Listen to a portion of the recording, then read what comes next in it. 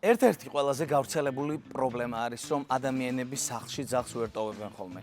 და ხშირად წერენ ხოლმე, რომ იქნებ რამენაირად მომაგვარებინოთ, როგორ გავაკეთო, რომ ასე ვთქვათ, ძაღლმა შეძლოს მარტო დარჩენა.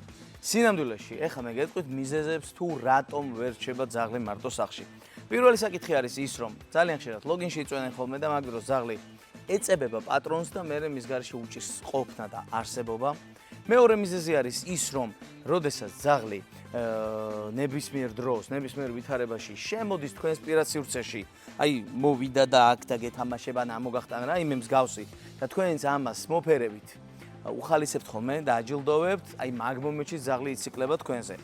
და შემდეგი მიზეზი არის ის, რომ თქვენ ალბათ სავარაუდოდ არ იყენებთ გალიას.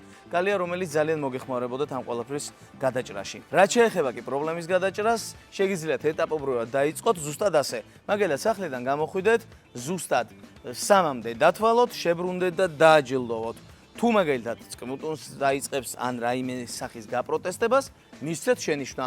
შემდეგ 10-მდე დათვალოთ, შებრუნდეთ და ანალოგიურად და ესე ეტაპობრივად აწიოთ დრო, რომელსაც სხვადასხვა მომენტებში იზავთ ხოლმე. აი, მაინც და მაინც ყოველთვის ერთ და იგივე დროს არ გააკეთოთ, რომ ანუ ნებისმიერ დროს თქვენი გასვლა იყოს სტანდარტი.